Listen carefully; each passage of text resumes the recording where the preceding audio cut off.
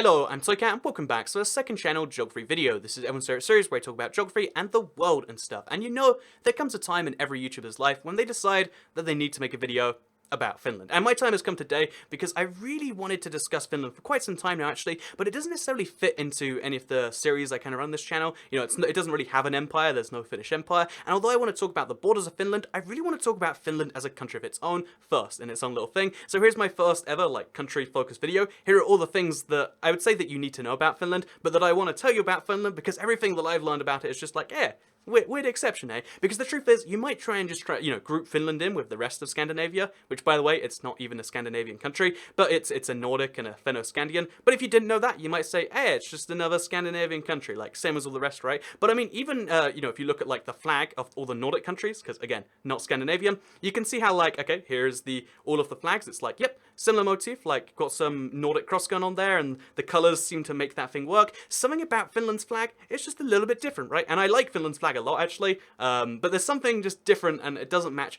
all of its Nordic brethren, right? So something's a bit odd there, but that's all cool. And then you might think, so because it's like all the Scandinavian countries, must be really expensive. And although I think it's slightly more expensive than an average European country, it's not much more. And they also don't use their own currency, which makes it easier to convert to too. They use the euro. They're part of the eurozone, which makes them in this really weird separated part of the eurozone map. Even though Sweden has kept their krona, Denmark has kept their krona, Norway's kept their krona, Iceland and Norway, not even in the EU, but kept their krona. Despite that, Finland's actually, let's switch to the euro. And they've switched over 10 years ago, and now they've got the euro, which, again, makes them a rather odd exception to these, to the Nordic trend. And it's just, the list goes on and on and on, and I wanted to talk about more of those in today's video. But first of all, capital is Helsinki, where you could go and not spend too much money because it's cheaper than other ones. At least, that's my experience. We'll talk about that later, though. Let me first of all mention how I first learned about Finland, though. Because it was kind of an odd thing. I was on an internet forum. I ran my own website when I was 10 years ago. It was a business thing, and I ran into a Finnish guy, and this Finnish guy was so proud of the Winter War, and I was like, so what's that all about? And I watched the whole documentary on it, and I was kind of mind blown because I didn't know much about I'm 11. I was 11. You can't really blame me for not knowing too much. But as I looked into the Winter War, it's one of those mind-blowing, crazy events of history that I really put Finland on the international stage as I guess they can do things, eh? Because although they did some famous things before, they're the first country, for instance, where every adult could be allowed to vote. Worldwide, they're the first ones to do that. They're also really quite well known because so this is the map of Europe pre-World War II. As you can see, Finland's quite a bit larger. They own most of this little peninsula, rather than about half as it is today. And they also go pretty much all the way towards St. Petersburg, as you'll see if we go here again. They pretty much went all the way to St. Petersburg, and because World War II had just kicked off and the Soviet Union wasn't really involved in too much, I mean, they'd had some stuff going on, but they weren't really fighting.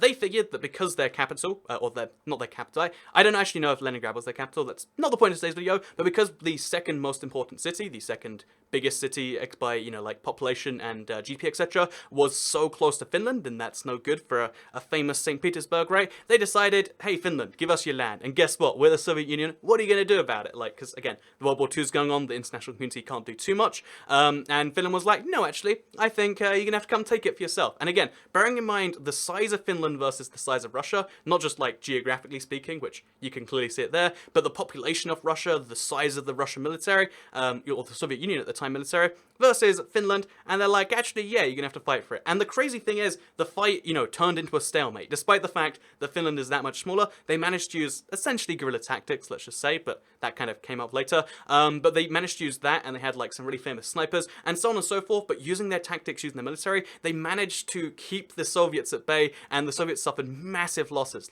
several times more than the Finnish did, and because of that, the Finnish managed to, make a name for themselves as wait, they just fought off the Soviet Union single-handedly, and, even though they made losses, they made the Soviet Union stop eventually, and it's actually, in some small part, because we have Finland to this day, because of that whole event, that was one of the factors that made Hitler decide to invade Russia. He did it way too early, historically, we can all look back and agree, and then he ended up in Russia, in winter, and the reason he thought the Russians would be so easy is partly because he's wait, Finland, by themselves managed to do that? Well, I guess we, as Germany, the thing that literally owns the continent right now, we can do it too. So, yeah, go Finland. basically what I'm saying here is they caused Hitler to lose in some tiny way, and that's kind of cool, right? Like, I love those ripples of history, and Finland made a pretty big one right there. So that's the famous event that kind of put Finland on the international stage. However, after World War II, because like I said, they actually managed to take their territory back, they had to give it back to the Russians as well as some more, which is why, again, even though the World War II map looks like this, or the pre-World War II map looks like this, they did have to give away about 11% of their land, and all of the land that they gave away to Russia is pretty much not used by Russia. It's just like bombed out, and it's not, you know, the Russian-Finnish stuff, which you might figure is okay, isn't actually too great. And actually, because of the interesting relations that Finland has with both Russia and Sweden, so the West and the East, let's say, because at one point, for the longest time at least, it was part of the Swedish Empire, and then for a little bit before their independence, before that whole Winter War stuff, they were part of the Russian Empire. Finland is in this really weird situation where, like, oh, I mean, they have kind of friendly relations with both, which means during during the Cold War, they actually had this really interesting situation where they were effectively neutral, but neutral with a little bit of a slant towards Russia. So they had to have friendly relations with Russia. They weren't allowed to accept US aid, for instance, and this meant that after the Cold War, when they could start doing all those cool things again, they started exploding. And again, just crazy weird things about the Finnish economy. Nokia comes from there. Something like 4% of the Finnish GDP growth, or like not GDP growth, GDP as a whole was based around Nokia, and 70% of the Helsinki stock market was Nokia. Like, that's like unheard of anywhere else. Like, it's usually like, first and second aren't too far off. In that case, first and everything else was just Nokia, and it's kind of crazy like that. So, like I said, Helsinki is the capital city, and it's worth mentioning, right now, by the way, that Helsinki is one of those really weird capitals. Again, another weird exception. I went there in, like, February of, like, 2017. It was one of the earlier countries I went to, so cool fact there for you.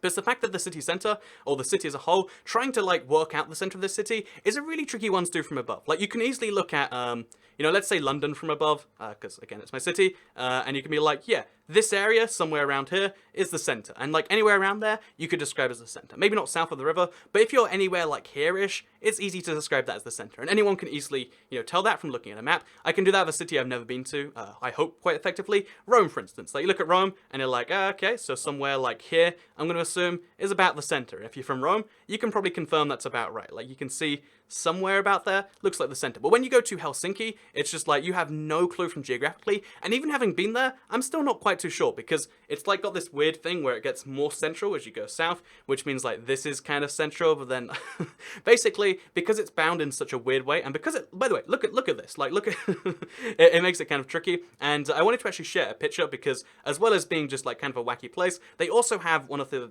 first times I've ever seen this, a frozen beach. So here is a beach that is frozen, and I was like, is this normal? Like, what's what's going on here? But yeah, there's a few beaches in the city that I don't think are ever used for like real beaches, but they make little like cozy frozen beaches, which you can have a rocking chair. And I didn't go on it because I can't swim, so I go down below ice. Kind of like I die and stuff. But if you look here, there was a goose on there, and something about seeing like a goose nervously step on ice was making me nervous too. So there you go, fun fact. I went and I think I got another one. No, there you go. So anyway, beach, frozen beach. That's pretty cool too, right?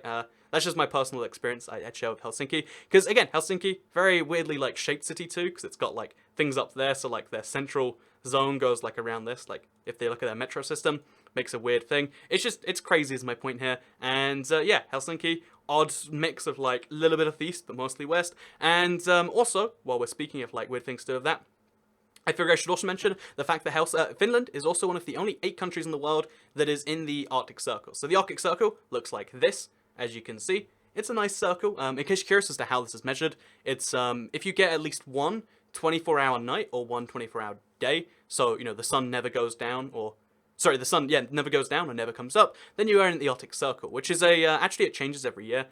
Fun little fact, but only 8 countries are part of it, and Finland is one of them. Isn't that wonderful? And that's why Lapland, you might have heard of it as being like Santa's home, is generally, for some reason, equated to being in Finland, because why not, I guess. And yeah, so the place that you often fly to go to Lapland, again, I don't know how like the tourism industry here did it, but Rovian, I'm sorry, I can't do it. But this city right here is generally considered to be the, again, Finnish Lapland. It's where you go to see Santa for some bizarre reason. But the crazy thing about this city right here is it's actually the largest city in the EU. And you might be like, wait, the largest? Like, isn't that like London? And no, largest by area. So everyone who always corrects me is like, actually, Toycat, I think you mean most populous. Well, this is actually the largest city. And honestly, the only reason it's the largest city, because it's something like this big. So that's Finland.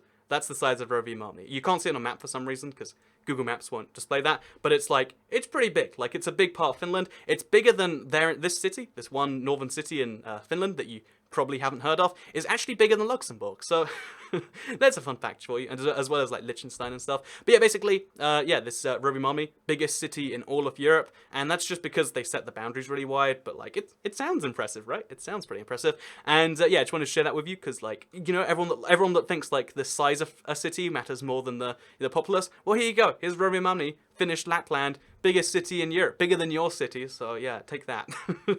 I don't know. It's one of those like small things that gets me upset. But let's talk more about Rovaniemi, because like I said, biggest city, despite the fact that like there's an airport and then there's like a small center, and then it's one of those places where you explore it from out there. So there's your travel advice for Rovaniemi. Actually, you know, travel advice for Finland as a whole. You probably want to go to Helsinki, and then like there's a nearby city that's like next to it, Espoo, but it's basically merged together. There's like Turku, which is really easy to get to because Finland has high-speed rail on like 2 particular routes for some reason, so fun little fact. And then if you go even further west than that, you get to the Åland Islands, which are another weird, like, that's a thing, right? Because in Finland, you might think, what language do they speak? They speak Finnish, and although they mostly speak Finnish, they have 2 national languages, and it's on the same level as, like, you know, Belgium with Dutch and French, or any other multilingual country where they're like, oh yeah, both languages are official, but it's Finnish and Swedish. And that really kind of like throws me off, because like, wait, they speak Swedish there? And yeah, there's actually a variety of Swedish. It's like almost its own language. It's a dialect of Swedish called Finnish Swedish.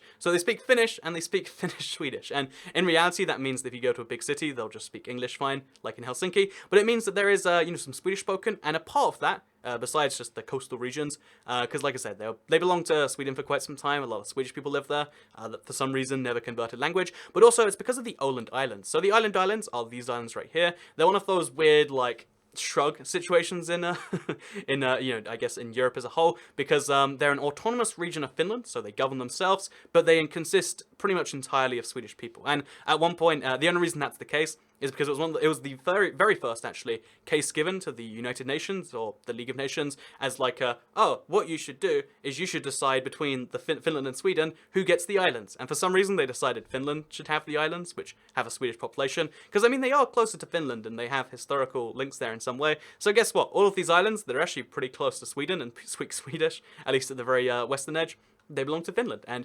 they're autonomous, and they get their own member of parliament. It's a good and fair system. Again, I like every single like thing you look at with Finland. It's like, actually, you know, that's kind of a fair way to do that sort of thing. And yeah, that's no exception right there. So one more thing I want to show off actually in here. So it's actually Okalutu Island. It's this place right here, because Finland uses nuclear power as part of their thing. Again, weird little thing.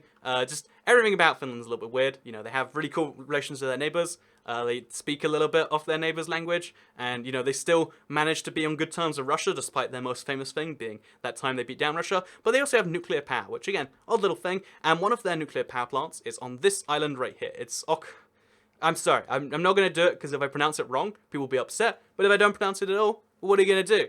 Checkmate, YouTube comments.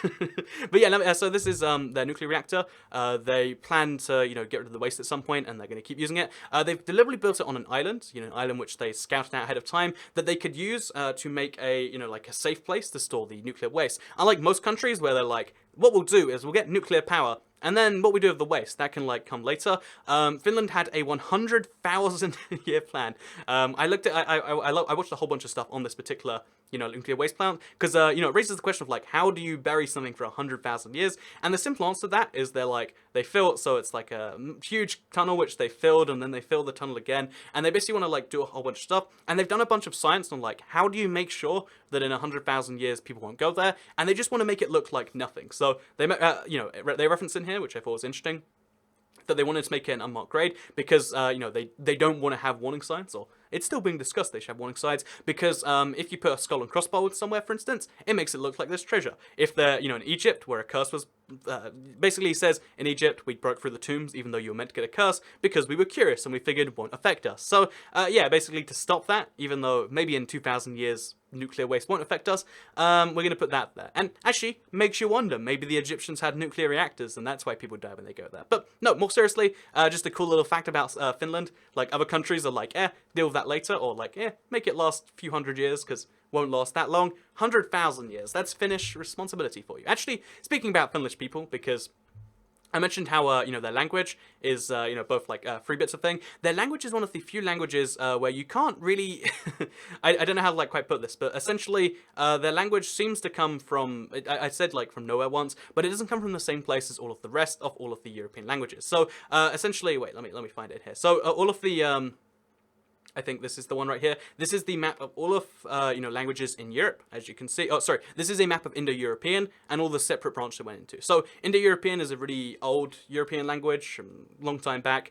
All of our current languages, you know, this is Germanic, this is Romance, this is Slavic languages, then evolved out of. So the precursor to most of European languages. And you might just notice how that includes pretty much every European country, with the exception being of Hungary, and then also Estonia and Finland, which have their own little, like, it's a pre-Uralic thing.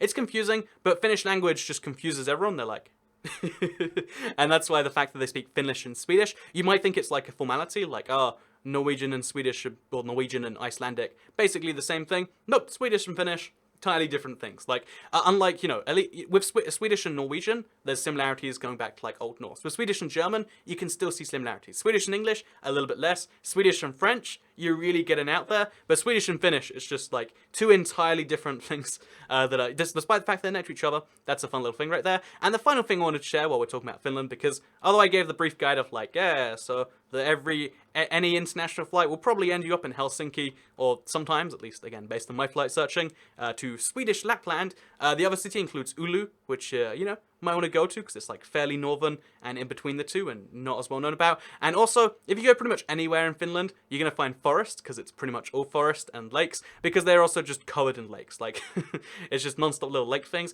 which I mean raises the question of when does a lake stop being a lake? Like, seriously, look at this terrain. It's just non-stop. The entire country pretty much entirely looks like that, which is why it's only really populated towards the south and towards the coasts, like all of the Nordic countries.